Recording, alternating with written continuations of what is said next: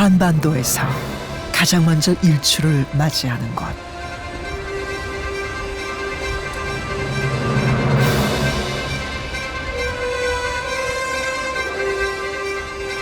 산과 바다, 도시와 농촌이 공존하는 철강산업도시 포항은 논밭을 일구고 고기를 낚아 풍요로운 세상을 열고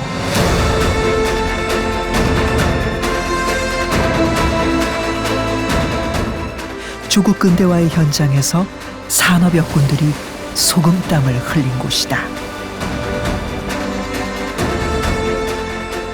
국제교류와 해양문화의 중심 도시 포항의 활력과 역동성은 어디에서 비롯됐을까? 용광로와 같은 포항의 뿌리에는 우리나라를 대표하는 큰 스님들의 발자취가 녹아있다.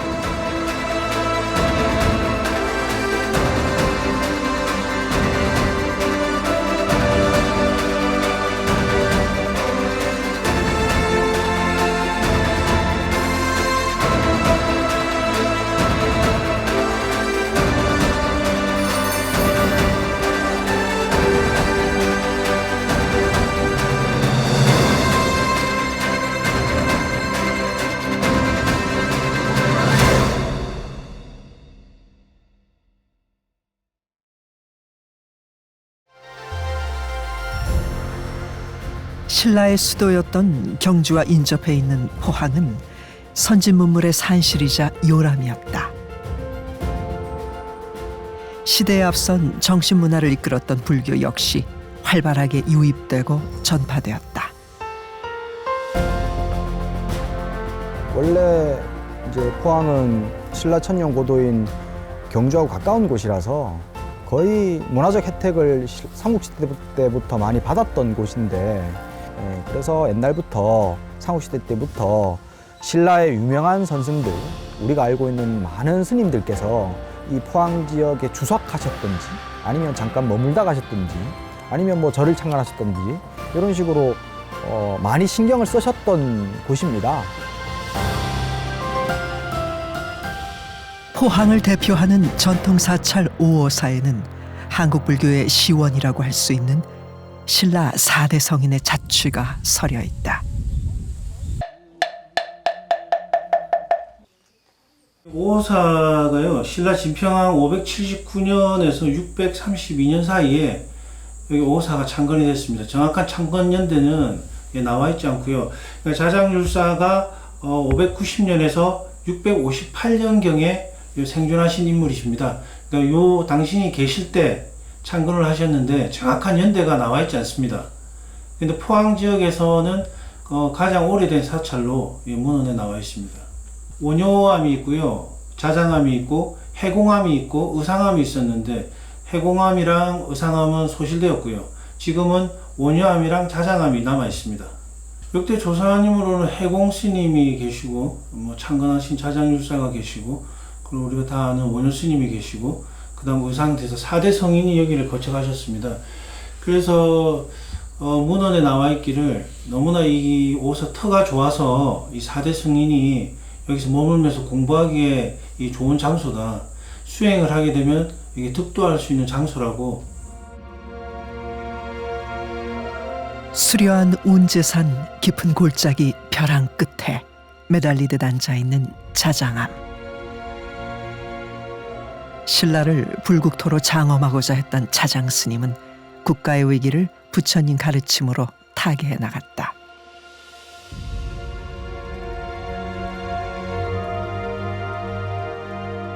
자장 스님의 자취는 도음산 천곡사에도 남아있다. 천곡령 아래 바위에서 솟아나는 약수로 목욕해 피부병이 나은 선덕 여왕이 자장 스님에게 짓게 한 절이다.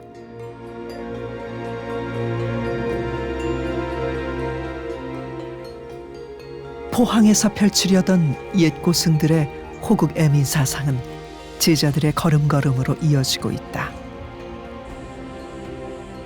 걸림없고 차별 없이 중생을 품었던 원효 스님. 저자거리에서 춤추고 노래하며 희노애락을 같이 했다.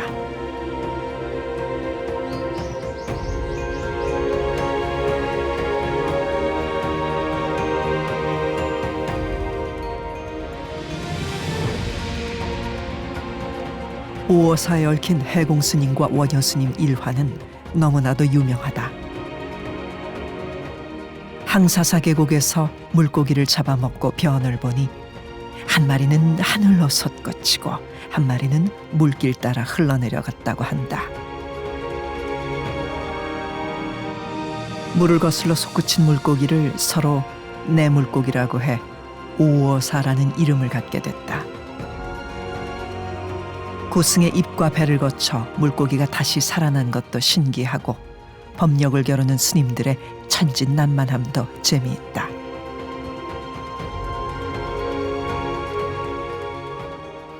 해공 스님께서도 만년에는 영일군, 현재 포항이죠. 항사사에 머물러서 이 포항 지역에 함께했던 세 분의 스님이 계시고, 우리가 잘 알고 있는 의상, 원효, 자장 스님들 보면은 이 삼국시대, 즉 신라 불교의 대표적인 큰 스님들이십니다.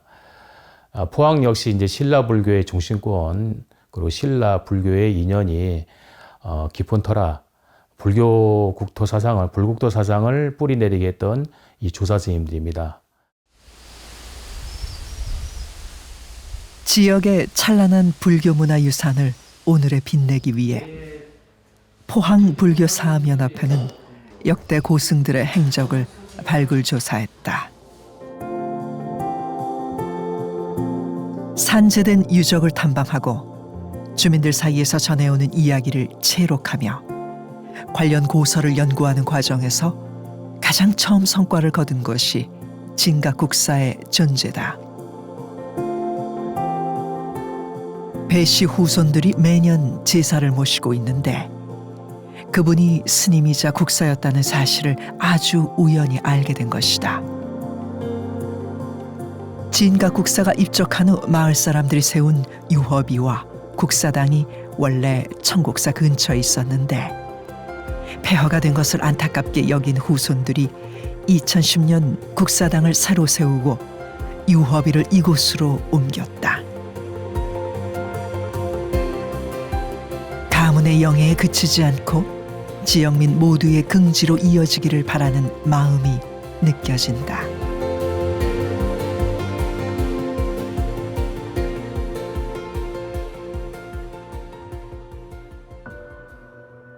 진각국사는 1307년 고려 충렬왕 때 흥해현에서 태어났다.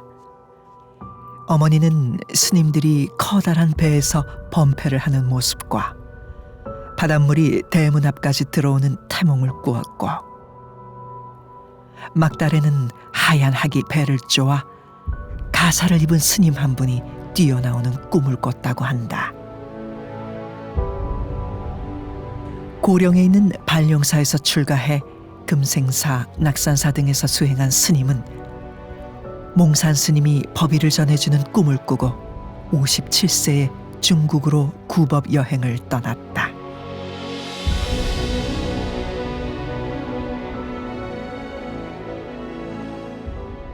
(13살에) 출가해서 19살에 승과에 합격을 하셨습니다. 낙산사에서 관세음보살님의 그 방광하는 그 친견등 보시고 관원사상을 아주 개송하였고, 이후 소백산, 금강산, 오대산에서 몽산 스님의 법의를 전해받고 꿈을 꿉니다. 그 이후에는 이제 원나라로 유학을 하고 성교를 아주 겸수한 후에는 귀국하게 되는데, 귀국한 후에는 이제 공민왕에 3번이나 맞이를 했으면 다 거절합니다. 그러다가 1367년 공민왕 16년에는 대화엄종사 성교 도총섭 그 천불시민 대치무예 성상원통 용용자라고 하는 국사의 책봉을 받게 됩니다. 이제 국사로 책봉하면서 이제 공민왕은 국사를 배출한 곳이니 그 격에 맞게끔 흥해현을 흥해군으로 승격이 되었습니다. 그리고 난 뒤에도 1370년 공민왕이 왕사인 그 나홍 스님을 청하해서 광명사에서 선교 양정을 모아서 공부 신절목을 고시하실 때 진각국사가 증명법사라도 이제 참석하시게 됐습니다. 국가 최고의 정신적 지주인 국사에 올랐지만 장경을 연구하고 선지를 탐구하는 발걸음은 계속됐다. 그리고 66세 때부터는 부석사에 주석하여 당우를 중수하고 화엄의 가르침을 펼쳤다.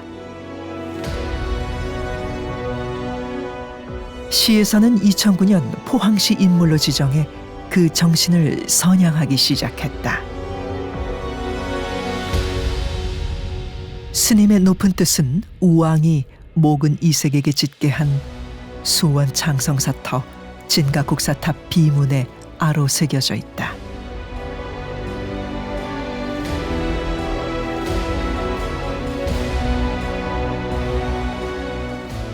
보경사 서운함에는 보물로 지정된 동종이 있다. 1667년 발룡사에서 제작된 동종이 이곳으로 옮겨진 연유는 알려진 바가 없지만 진가국사가 출가한 발룡사에서의 인연이 동종을 통해서도 이어지고 있는 셈이다.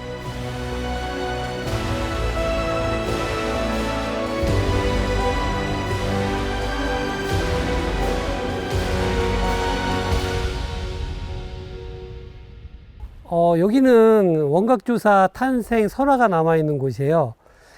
용 부부가 가만히 보니까 자기 자식이 없어진 거예요. 근데 그게 이제 인간의 몸으로 원각조사로 여기 태어났다는 얘기죠. 그래서 이제 자기 아들 찾으러 간다고 부부가 내려와서 여기를 이제 뚫고 이제 마을로 올라가는 거죠. 근데 이 애기, 원각조사 태어난 애기를 신구산으로 피신했다고 얘기를 하거든요. 그 신구산이 지금 보경사가 있는 그 산이거든요.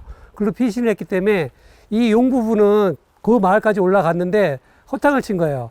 그러다 보니까 어떻게 다시 돌아가야 되는데 이 바위가 워낙 단단해갖고 뚫는데도 시간이 걸렸지만 오는데도 시간이 굉장히 많이 걸려서 나중에 끝에 왔을 때 보니까 해가 뜨는 바람에 더 이상 돌아가지 못하고 이렇게 바위로 변했다고. 그래서 이렇게 바위 전설이 남아있는 곳이거든요. 그래서 저게 이제 아버지 순용바위, 지금 서 계신 그 뒷자리가 암용바위인데 그건 길 포장하면서 없어졌어요. 그리고 이제 요건 용골이라고 용치바위 이렇게 얘기하고 있습니다. 요게 이제 이 마을에 남아있는 전설입니다. 원각조사에 대한 전설입니다. 예. 용바위에 얽힌 신비한 전설은 세상을 구제할 위인이 태어났다는 당시 주민들의 믿음을 보여준다. 1379년 고려 우왕 때 청하현 조사리에서 태어난 원각조사는 아버지를 여의자 3년 동안 말문을 닫고 사색에 잠겼다. 오랜 침묵 끝에 동해에 우뚝 솟아오르는 일출을 보며 우주와 인생의 이치를 깨쳤다고 한다.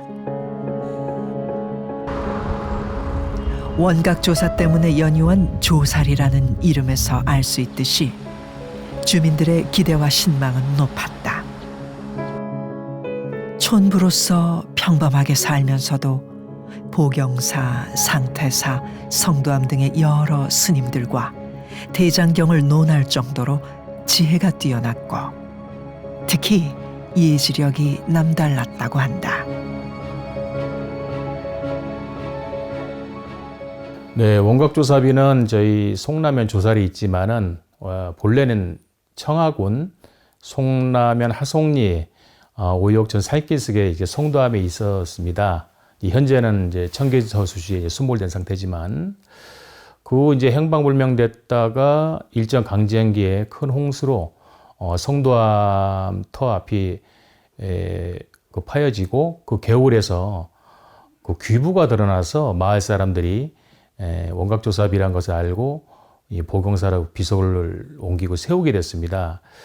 근데 이제 이 비 가운데 빈문에 보면은 임진왜란을 예견한 내용이 있다 보니까 이것이 일본을 배척한 거 아닌가라고 판단한 일본 그 관원이 이 비석을 이제 부수려고 한다는 정보를 듣게 돼서 얼른 이제 보경사로 급히 원각조사비를 대웅전 마을 밑에 숨겨놨다는 그런 얘기가 전해지고 있습니다. 서둘러 없애려 할 정도로 일본인의 심기를 거슬리게 한 스님의 예언은 이러하다. 내가 죽은 후 130여 년이 지나면 바다의 도둑들이 들어와 나라가 위태로워 크게 혼란스러울 것이니 사나이는 백골이 뒹굴고 피가 천리를 흘러내릴 것이다. 서쪽 나라에서 구원병이 오더라도 천지는 소란할 것이다.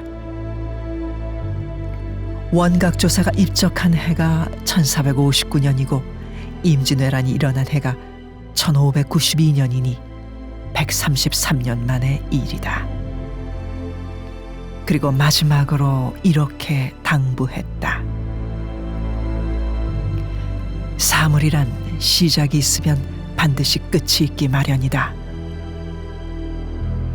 이것이 바로 무상의 도리를 보이는 자리이며 이것이 바로 진여실상인 것이다.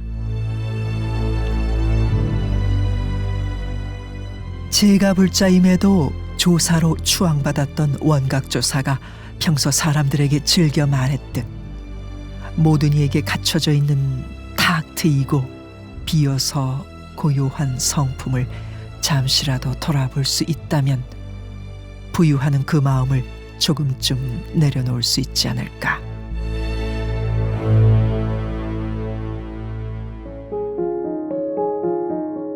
오어사와 함께 포항에서 가장 오랜 역사를 자랑하는 절이 내연산에 자리한 보경사다. 산과 계곡과 바다를 함께 즐길 수 있는 관광지이자 휴식처로 시민들의 사랑을 받는 곳이다. 보경사에는 이곳을 거쳐간 16분 스님의 진영이 모셔져 있다. 그 중에 한 분이 보경사에서 출가한 오암 의민 스님이다. 스님이 태어난 용두리는 당시 자라가 엎드린 모습 같아 오두리라 했는데 스님은 스스로를 오암이라 칭했다. 오암선사는 유점사, 보현사, 통도사, 해인사 등에서 경학을 배우고 수행에 전념했다. 어려서부터 아주 총명해서 다른 학생들이 열흘 동안 공부한 것도 하루면은 통달할 정도로 영특하다 보니까 많은 사람들이 마치 우리 오암 스님을 중국 진나라의 천재적인 승려 도안 스님에 비유하기도 했습니다. 그래서 이런 훌륭한 스님께서는 서산대사의 법손을 법맥의 의의를 받을 정도로 훌륭하셨기 때문에 양산 통도사나 팔공산 운보암 등의 당대 큰 스님들에게서 화엄 등을 좀 배웠고 선교 사상의 경지를 수행하고 연구도 하셨습니다. 보경사 주지가 되어서도 후학들을 지도하고 양성해서 많은 학생들이 이렇게 운집하다 보니까 영남 종장으로도 이렇게 칭하게 되었습니다.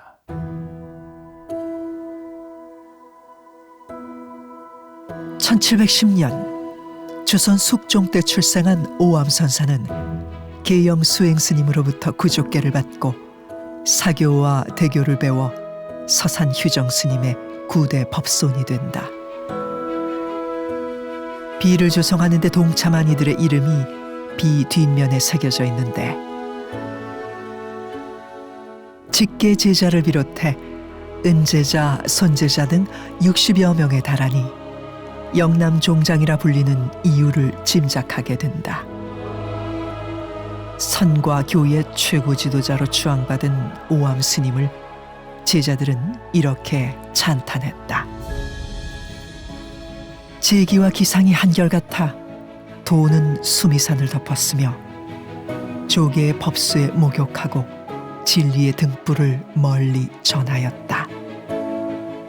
궁벽한 구석진 곳에서도 종문의 교권을 펼치다 큰 별이 동해에 떨어졌도다.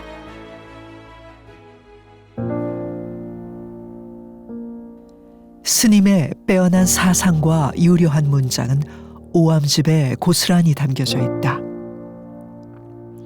265수의 시를 비롯하여 편직을, 중창기, 상냥문 등이 실려 있는데 고요함과 시끄러움이 둘이 아님을 노래한 정료부리를 비롯해 선악부리, 생사부리, 진속부리 등의 시로 법계의 실상을 노래했다.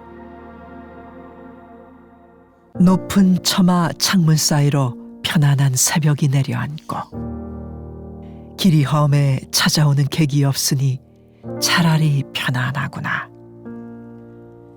줄지은 봉우리는 발 아래 펼쳐진 밭도롱 같고 창의 바다가 한 그릇 잔 같아 보이네.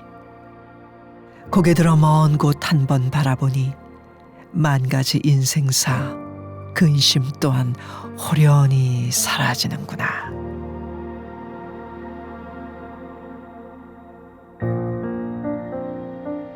스님은 자신의 초상화를 보고 이렇게 노래했다.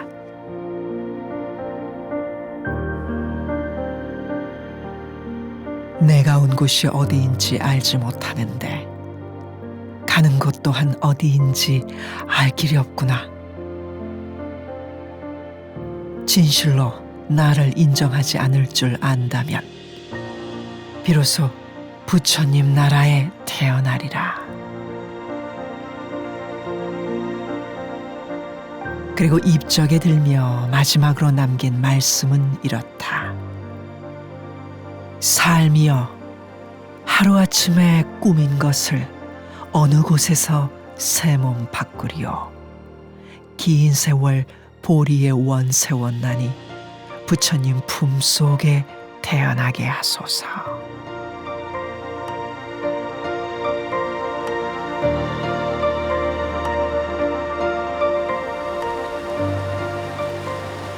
(1740년) 조선 영조 때 장기현에서 출생한 남파 대사는 12세에 출가하여 특히 화엄의 깊은 경지에 다다랐다고 한다.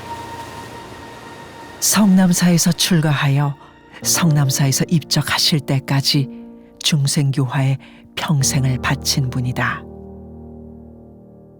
남파 대사께서는 이제 승과에 급제해서 대사에 오르고 이제 승병 최고의 책임자 격인 수호도 총섭을 지냈습니다. 성교 양종의 매기 보광, 해당, 서악, 용계, 남파 대사로 이렇게 이어지게 되죠. 그 남파 대사께서는 이제 만년에 포항에 있는 장기면 묘봉산에 있는 성남사로 돌아와 이제 주지로 주석하시면서 동로폰 대사에서 품위도 유지시키고 인재 양성에도 주력하신 아주 큰 스님이 되시겠습니다.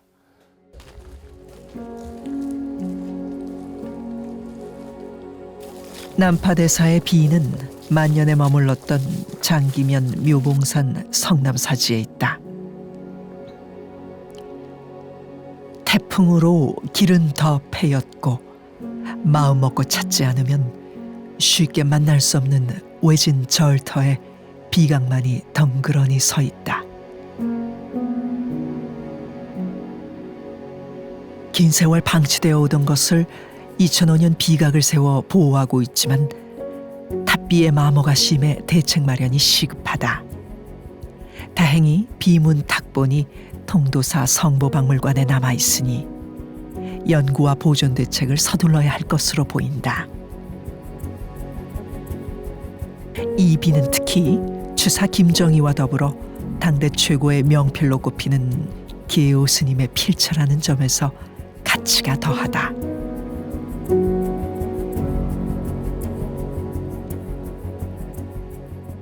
이제는 성남사마저 사라져 비문에 쓰여 있듯이 후학들에게는 답이었고 시대에는 대안이었던 남파 스님의 흔적은 더 이상 찾아볼 곳이 없다.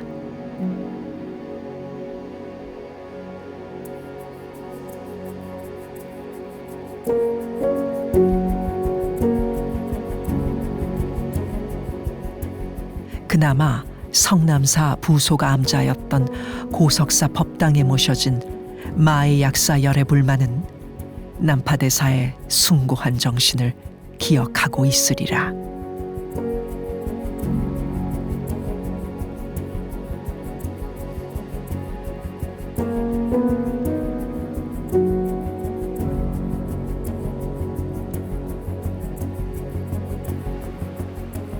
내연산 기암절벽의 능선마다 길고 깊은 골짜기와 폭포가 절경인 보경사. 오암 스님이 주석하신 사찰이자 저수지에 수몰되었던 원각 조사비를 숨겨놓았던 곳이다. 골짜기가 얼마나 아름다웠던지 이곳을 유람한 숙종은 맹호연의 시를 새겨놓았다. 노곤한 봄잠에 날 세우는 줄 몰랐더니 여기저기서 세우는 소리 들린다. 간밤부터 비바람 소리 들렸는데 꽃잎은 또 얼마나 떨어져 있을꼬.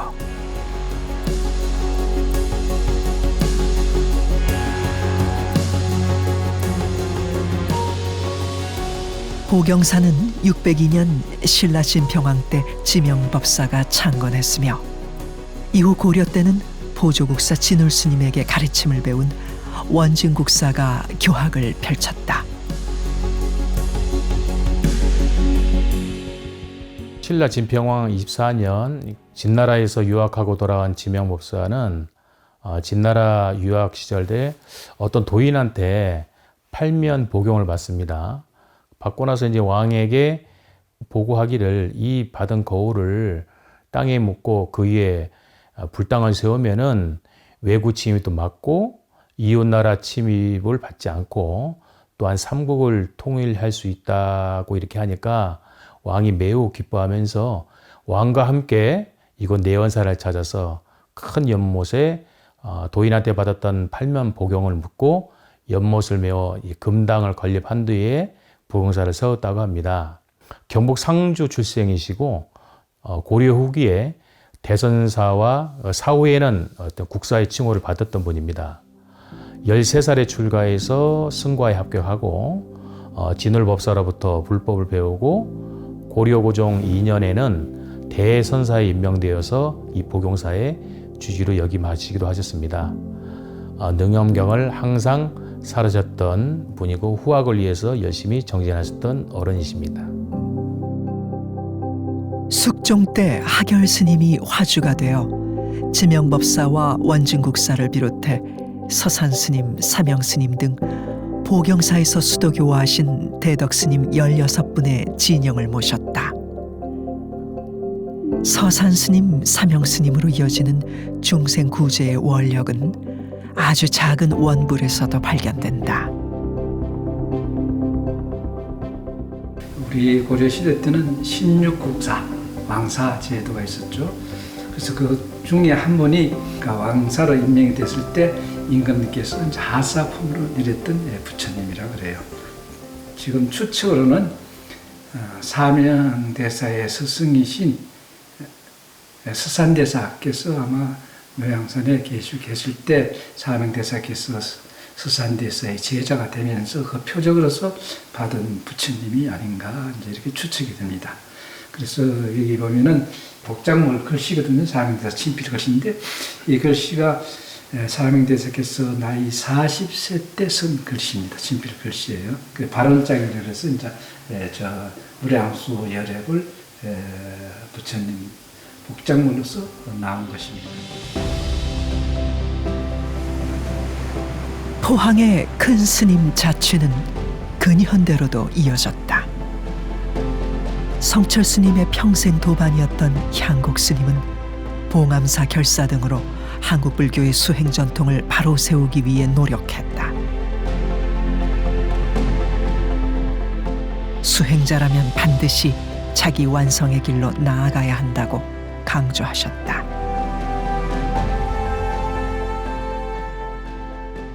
영일 신광면에서 태어나셨다라고 알려져 있습니다. 그래서 이제 여기 포항이 고향이시죠.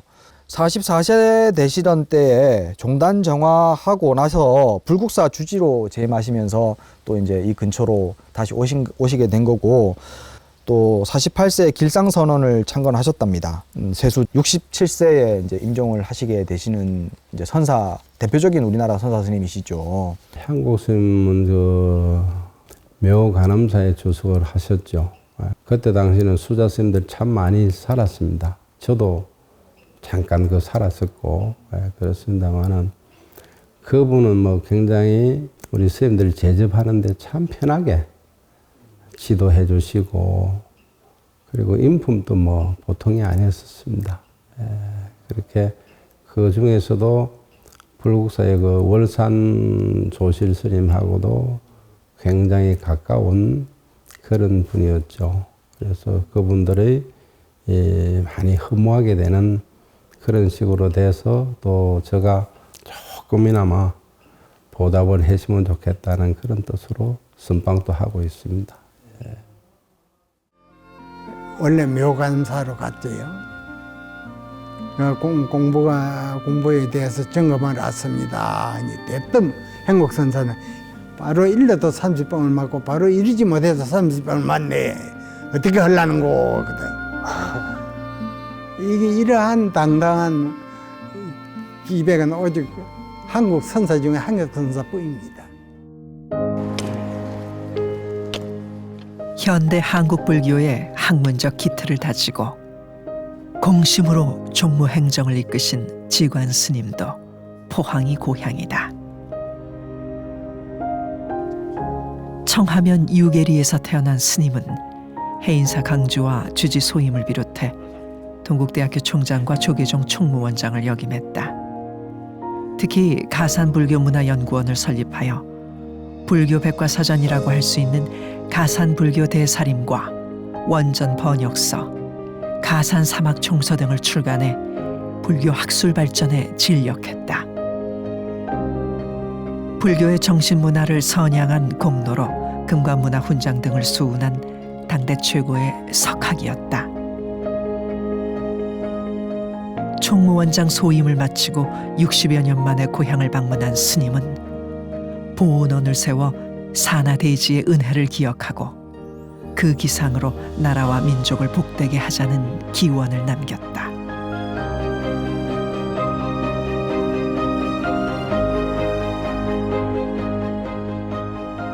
우리나라에서는 낯선 밀교 사상을 새롭게 꽃피운 진각종 종조회당 대종사도 포항과 인연이 깊다. 생활불교, 제가불교의 수행 이념을 이곳에서 처음 펼쳤다.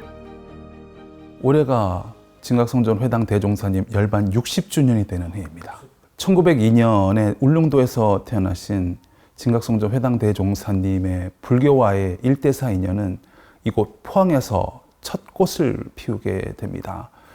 울릉도에서 포항으로 나오신 이후에 사업을 통해서 세간적인 삶의 확장을 이루시다가 불현듯 부처님 법과 인연 맺게 됩니다. 그 인연을 동기로 해서 포항에 있는 중림사에 불상을 조성하고 또 경전을 또 출판해서 또 배포하는 그런 역할을 처음에 시작하시게 된 겁니다. 중조님께서 육자진원 온마니 반매음을 수행의 방편으로 삼으시고 긴 수행을 통해서 그 묘득을 얻으신 다음에 그 묘득을 일체 중생들에게 회양하기 위한 다양한 시도를 하시게 됩니다. 그 첫 발걸음이 바로 현재 포항 기계면 개전에 있는 이송정에서 그 활동을 처음 펴시게 된 겁니다. 그런 의미에서도 포항에 있어서 우리 진각종의 위상은 남다를 수밖에 없습니다.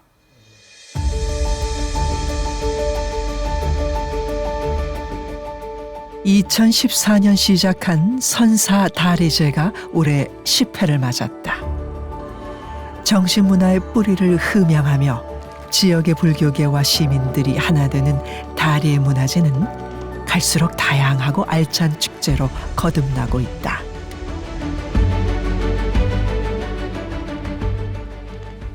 제10회 선사 다례제를 봉행할 수 있도록 많은 도움을 주신 경성북도 포항시 그리고 포항불교 사업연합회 회원, 사찰, 제가단체, 불자 여러분들께 진심으로 감사의 말씀을 드립니다.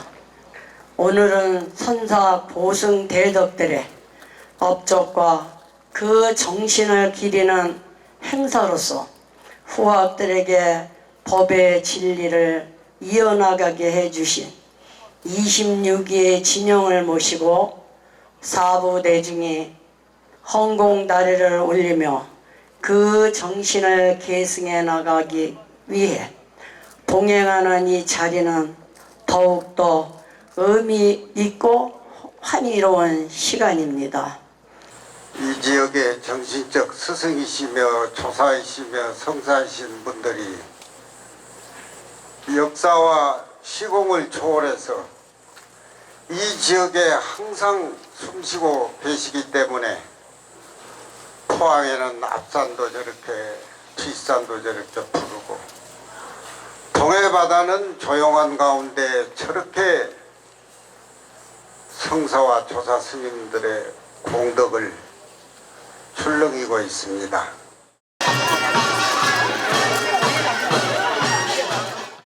1600년간 우리 포항 지역 불교를 지켜온 역대 조사님들이 얼과 정신을 잃지 않고 그분들의 업적을 조금이라도 체계적으로 정리해서 후세에 전해줘야 한다는 지역 불교계의 뜻이 모아져서 시작하게 됐고요. 현재에 이르게 되었는데 달해제를 시작할 당시 행사 규모는 아주 작고 조촐했지만 지금은 우리 포항 지역 대표 불교 문화 행사로 자리매김해 오고 있는 상황입니다. 우리 포항 불교 사업연합회의 역대조사 달해제는 역대 선사들을 추모하고 달해를 올리는 데서 그치는 것이 아니라 음악도 함께 즐기고 먹거리도 시민들과 함께 나누고 무엇보다 시민들이 한자리에 모여 소통하고 즐기는 문화행사로 만들어 간다는 것이 가장 자랑할 만한 것들이라고 생각합니다. 우리 포항불교는 과거 신라시대부터 수많은 고승들께서 불교의 정신문화와 사상을 몸소 실천하시며 우리 불자들의 정신적 지주로 이 지역에서 태어나시고 또 포항불교를 중심으로 포교 활동을 하신 우리 역대 조사님들께서 수행 공덕을 닦아 애민호국에 중생 구제의 원력을 세워서 깨달음을 통한 대중교화에 큰 발자취를 남기셨고요. 역대 조사님들의 원력으로 오늘날 포항불교가 이렇게 발전된 모습으로 이어져 가고 있으며 대중의 아픔을 함께하며 상구보리 화중생의 길을 열어주심이 그분들의 크신 공덕이 아닐까 생각합니다. 포항 지진을 계기로 불교계의 대사회 활동이 본격화됐다. 지난 토요일 자원봉사에 나섰고 조계종 사회복지재단은 정신적 충격이 큰 이제 제일 중요한 건 함께하는 것이더라고요.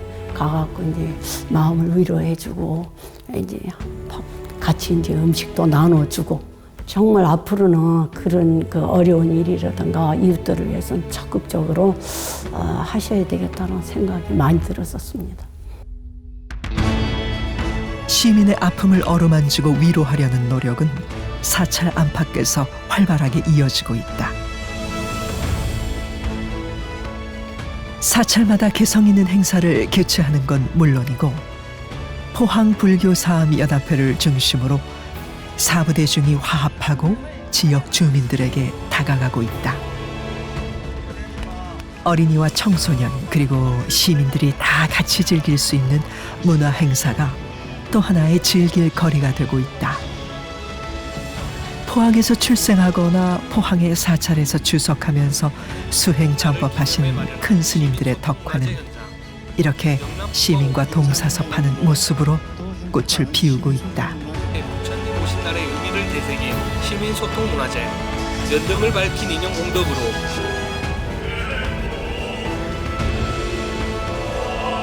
예술회관 대공연장에서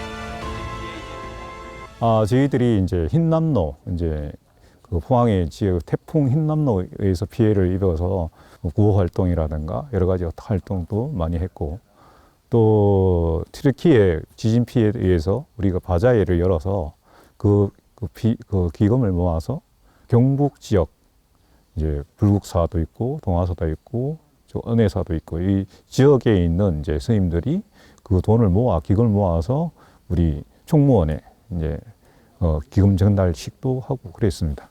소외된 계층을 위해서 저희들이 그 기금을 모아서 이 올 한 해가 또 저물어 가는 이 시점에 따뜻하게 지낼 수 있는 그런 기금을 지금 마련하고 있는 중입니다. 대가 단체들과 지금 현재 여러 스님들의 단체들이 소통이 조금 많이 되었으면 하는 생각입니다. 그럼으로 인해서 행사도 많이 해야 되겠지만 또 많은 자리를 마련해서 서로가 어려운 점을 또 상의하고 통달을 해야 되지 않을까 이런 생각을 많이 가지고 이 불교가 여러 종단이 있는 것처럼 군수동단이나 뭐 조계종이나 어떤 간암종이나 다 같이 모여서 발전적인 이야기를 해야만이 그게 가능하지 않을까 하는 생각을 가지고 그렇게 지금 했으면 하는 생각을 가지고 있습니다. 포항의 불교에 대해서 어떤 그 문화회관, 포교 이런 부분이 거의 안 돼 있습니다. 또 여기는 사업연합해서 불교 문화회관을 하나 지었으면 좋겠다는 생각. 그래서 중림사에서 그 밑에가 한 300평 규모로 한 5층 정도로 지금 설계를 지금 하고 있고 어떤 구심점이 하나 있으시면 좋겠다는 그런 생각. 그리고 거기에 모든 우리가 문화 활동을 할 수 있는 그런 장소를 만들어야 되지 않겠나는 생각하고 있습니다. 있고 뭐 수해라든가 뭐 어떤 지진이라든가 그런 게 있을 때 우리 사업연합에서 제일 먼저 앞장서서 그런 그 나가서 무료 급식이라든가 어려울 때 같이 손발을 맞대고 했으면 아마 좋을 것 같고 그렇습니다. 그리고 또 여기 같은 경우는 문화회관 아마 내년 초부터 아마 시작이 되지 않겠나 하는 그런 생각을 가지고 있고 또 여기에 명상 그런 중심을 하기 위해서 지금 준비도 거의 하고 있습니다. 그리고 포항에는 신라시대 왕실 사원이었을 것으로 추정하는 법광사 터가 있다. 원효 스님이 창건하여 당호가 525칸에 달했다고 하니 불국사와 맞먹는 규모다. 이게 자꾸 훼손되니까 안에 벌레도 들어가고 이러니까 이거 막아놓은 거야. 현재 경상북도 지정문화재로 지정돼 있는 법광사 터 3층 석탑은 통일신라시대 828년에 건립했다는 기록이 있어 문화재적 가치가 높다. 2010년부터 사지 발굴 조사를 시작하여 곳곳에 흩어져 있고 집집마다 가져갔던 석재들을 우선 모아두었고 대형 석불과 금당터 등을 확인하여 향후 종합적인 정비와 보존 방안을 마련할 것이라고 한다.